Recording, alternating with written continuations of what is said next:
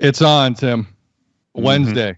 5-game schedule. 3 of those games you can catch right here on Sportsnet, including a brand new rivalry that people haven't heard of, Montreal-Toronto. That's at 7 Eastern. Right. Followed by Vancouver-Edmonton. That's also a tasty dish. The laugh in the background. I'm glad I got a laugh off the front. Commissioner Gary Bettman of the National Hockey League joining us. Gary, off the front, how's everyone doing? How are things? We're doing okay. We're excited about the start of the season, obviously. But, you know, life has its challenges for everybody. The most important thing is that we all focus on being safe and staying healthy. I think that's what we're doing. I think the last time we talked to you, and I didn't mean to interrupt you, but the last time we talked to you was to announce that hockey was returning in the greatest of 2020 ways possible. And that, of course, was with your grandson banging on pots and pans in the kitchen. Which was, in all sincerity. I remember that. People bring that up all the time. And I use that as an example because, you know, all of us who were working at home, there are going to be distractions and noises. And I didn't want anybody to get worried that it sounded like the house was crashing down. But, yes, I remember being with you then. And that was a good omen because look at how well we did on the return to play to complete the 1920 season. Yeah, definitely. I mean, Gary, it was a journey, and I do vividly remember you on the ice at Rogers Place, handing that cup to Tampa, in a moment that you hope you'll never have to replicate for a lot of reasons. Not to Tampa, nothing against Tampa, a fine organization, but no, I know what you meant. You know what I'm saying. Compare your emotions in that moment in Edmonton to your headspace now, 2 days out with everything swirling. Where are you at? Well, it's a great question, and it's going to get a long, rambly answer for which I'll apologize in advance. So, you know, there were a lot of pieces to pull together once we took the pause in March and figuring out what to do, how to play, dealing with medical issues, dealing with government, dealing with the prospects of setting up the bubble, working with the Players Association on the protocols, extending the CBA, the transition rules. I mean, and we were doing things that never had been done before, right? Even if some of the pieces had been done, overall, most of the pieces had never been attempted before, and doing them all together was a challenge. And fortunately, I work with great people, starting with Bill Daly and all of the people that work at the league and at the clubs. We have great ownership who is incredibly supportive. And so I knew we had to persevere, and I knew we owed it to our fans and to the game to do everything possible to bring it back. And you know, now we look back and everybody talks about what a success it was and 33,000 tests and no positives, and that's all great. But when we were having the conversations about trying to make it all happen, there was certainly a lot of skeptics. But it was tiring and it was wearing. And one of the things, and this is a personal note, what I find from working from home is there's no definition to your day. It's like nonstop. So it can be exhausting as it was then. And I remember being in the bubble, and I think I was there for something like 2 or 3 weeks at the end, and being in the bubble and thinking to myself, great, when I present the cup, I can take a deep breath, as I do every year, and actually I can have some downtime for a couple of weeks. The following day, I got on a plane, landed in New Jersey, got off the plane, and my phone started ringing, and we were up and running already, focusing on what we had to do for this season. So there was never a break, and it was never a relief, because being in the bubble, you felt really secure. Once we got everybody in, and we knew everybody was complying with the protocols, and the bubble was pretty self-contained, we had a pretty good sense that it would stay away. And in some respects, there was even a sense of normalcy in a crazy sort of way. This season's different because I wouldn't even, and I said this in the outset to Don Fear at the Players Association, I wouldn't even ask you to ask the players to go into a bubble. They had made an incredible sacrifice over the summer and into the fall to be away from their families and friends. But to suggest that we had to do it for 6 months, I wasn't going to even ask, and it wasn't practical. So dealing with the restrictions we had in terms of being able to travel between Canada and the U.S. and having to do the realignment and putting clubs on the roads, although doing it divisionally to try and limit travel, Obviously, there's a little more risk and there's a little more of a challenge, but we're committed to doing everything possible, understanding there's a risk, and we may have to deal with some situations on the fly, but we think it's worth it to the game and to our fans to try and get this season in. And we wouldn't be doing this if we didn't believe we could. Gary Bettman, NHL Commissioner, joining us here on Tim and Sid. I think most people listening and watching understand that this season is going to be harder from a league perspective than even the bubble because of all of the things that you just spoke about. And, we just mentioned that the NBA has 2 more games postponed. The cases are surging. And we've heard this phrase since the start that we don't determine timelines. The virus determines timelines. Is there a point, and I hope we don't get there, but is there a point where the league may have to start looking at a bubble again? I hate, and everybody who knows me, and you guys know this, I hate hypotheticals. So let me answer it this way. We constantly are evaluating and reevaluating our options under every conceivable event and circumstance that we can be confronted with, and we're always committed to maintaining our flexibility. Some people may criticize that when I don't give them hard and fast rules and hard and fast answers, but when you're dealing with an unprecedented situation, you have to gather all the data, get the best information you can for every situation that you may be dealing with, and you make the best decisions you can when confronted with those situations. So I never rule anything in and I never rule anything out. But what we ruled out from the outset was can't put the players in a bubble for 6 months. That's just not practical. So my hope is with the extensive protocols we have, and for your listeners, there are 12 different protocols affecting all different aspects of what we have to do. 213 pages. They're on NHL.com if you really want to look at them.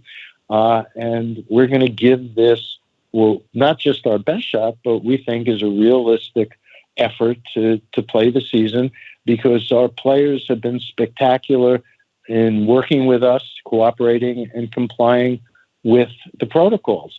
Having said that, we're dealing with a virus, and the virus will decide where and when it wants to be, echoing your point. And if it overtakes us or a particular community, we'll have to deal with it. But my hope is, and based on the medical advice that we're getting, if everything goes well, we should be okay. NHL Commissioner Gary Bettman here on Tim and Sid. Season's a couple days away. That's a good thing. Gary, and Sportsnet. Go ahead. Sportsnet. Wait a minute. Let me get in a plug for Sportsnet. Please do. Nationally and or locally carrying 300 games. Well, that's worth a sound effect. That is worth that's a Rogers. There you go. You guys should have said that, not me. We say it every day. Well, you just missed it off the front, Gary. You did a huge commercial. It was great. It's on. I don't know if you've heard that before. It's on. It's on. Yeah. It's and Brian on. Burke will yell it at you if you want. It is on, definitely. Gary Bettman here on Tim and Sid. Gary, I'm going to borrow a term you just used here, Gary, for a second in terms of never rule anything in or out. The agreements that you have hammered out with health boards across Canada in terms of teams playing in their own arenas in Canada, are those in cement? Do those health boards have the option to go back to you in case numbers go, I don't even want to say it, but worse than they are? Is that what are the specifics in terms of what you're willing to tell us in terms of that in that regard? No. At every step of the way, we are subject to the oversight, supervision, jurisdiction of the health authorities at all levels, and they worked with us fabulously. They reviewed our protocols. They've made suggestions, which we incorporated. It was a collaborative effort, but in the final analysis, we understand the responsibility that the health authorities have to the communities that they serve and the communities in which we play in. And if they tell us something, we'll comply with it. That's the way it works. And we respect everything they do and their professionalism and their expertise. And if they need us to do something or not do something, they're going to tell us. Gary, my co-host knows that I'm not prone to blowing smoke, but I believe you to be a smart man. And before speaking to us, you had a quote that, I don't know if you know this, but it went viral to hockey fans. And the quote was, "It would be cheaper for us to shut the door and not play." Did you say that because you thought there were too many people that didn't know that or weren't acknowledging that? Well, actually, I didn't go out and make a speech. I was asked the question. Yes. And the question was about deploying assets and doing more, placement in arenas, or even having the logo on helmets. And, doesn't that mean we're going to do X, Y, and Z? And I responded to that. And I wanted to make clear that we're playing. This isn't about making money. This is about the game. And so I wanted to respond to the questions that I was being asked appropriately. I was also asked, how much are we going to lose? And I said, well, it starts with a B and not an M. Okay, I'm answering questions. I try to be transparent. The only point that I'm making is, and I know that, you either in traditional media or social media, there are always going to be critics, and I'm good with that. But if anybody thinks we're playing so we can make a lot of money, that nothing could be further from the truth. NHL Commissioner Gary Bettman here on Tim and Sid. Okay, let's stick on the money theme, because you also announced today 2 outdoor games for basically 5 weeks from now in Lake Tahoe in Nevada, a Saturday the 20th and Sunday the 21st. Gary, what does that cost? And what is the economic benefit for your league other than NBC wants a couple outdoor games a year? No, it's real. NBC is going to have plenty of games, just like Sportsnet is. It's really about giving our fans an event. We love the outdoor games every year, and our fans love them. And we're trying to, under difficult, unusual circumstances, create a major event that will get the game a lot of attention under special circumstances. And when you look at the setting, it'll be a great visual. And hopefully for people who tune in, it'll make them smile for a few minutes. I'm a huge fan of the ODRs. Sid and I have talked about this, the outdoor rinks that have kind of gone viral on a bunch of different accounts, kind of outside the NHL's auspices, as it were. Was there any talk, because we're on in Canada, about Lake Louise and potentially doing one of those on? Yeah, we looked at a number of sites. Lake Louise, which is one of my favorite places in the world. People don't know that, but I celebrated my 50th birthday in the Canadian Rockies in Jasper and in Banff. And we brought a whole bunch of friends with us. So I get it, and I love that part of the world. It was spectacular. But being in the provincial park had limitations, restrictions, and challenges that we couldn't overcome. Right. Gary Bettman here on Tim and Sid. I've heard Jasper's on the list, by the way. I had a good friend that worked in Jasper for a long time. He says you have to come out to Jasper. Gary, are you? I've been there. It's great. I know. It's just another glowing endorsement. That's what I'm saying. Now, as we get closer to Wednesday, Gary, forgive me for this awkward transition back into COVID protocol, but I'm going to try. Okay. Are you, because four camps were interrupted in some way due to COVID protocols, are you satisfied with the triggers that were in place in all the cities to at least sound the alarms and to do what you needed to get done? Actually, we're other than Dallas, which is unique circumstances where it looked like we could be having an outbreak, and that's why we adjusted the schedule for dealing with that. There've been a little more than a handful of positive tests, less than 2 handsful, and we've been dealing with them strictly in accordance with the protocols, and in fact, even more. When it comes to either test positives that haven't been confirmed or contact tracing, our clubs have been erring on the side of caution, and even in many cases going beyond the protocols. So, we saw this to some extent before we went into the bubble over the summer. When you're bringing people in from all over, which is one reason that we've realigned to reduce travel. We're playing the schedule the way we are. When you're bringing people in who've been traveling, you increase the risk that there can be a positive test, but nothing that we've seen has been unexpected, other than the Dallas situation, and that one we think we're getting our arms around, and has circumstances that have differed from the other 30 clubs. Anyone who knows anything about you knows obviously your history with the NBA. They are in a rash of postponements here. Can you draw anything from that, or are we talking an apples and oranges comparison? You know what? My life in the NBA is ancient history. Correct. It's like Correct. 28 years ago. Yes. Correct. And David Stern was who I worked with. May he rest in peace. And you know what? We all the leagues, our chief medical people will collaborate on at least a weekly basis. I don't know what the cause of their postponements are. I'm not privy to the day-to-day operations of what's going on, but I do know the medical people have been collaborating, and I guess we'll all learn more. Gary Bettman here on Tim and Sid. And before we let you go, you're telling us a story about the deep breath after handing out the cup, or as you hand out the cup each and every year, and you didn't really get that this year. And I've talked to a lot of people in leadership this year, and it's been a trying time for all leadership in almost every corner of the earth. And I know that there is a very significant TV deal in the United States on the horizon that I'm sure you want to be a part of. But has there been any point in this where you've thought, like, I've accomplished a bleep load here, maybe it's time I pass the torch?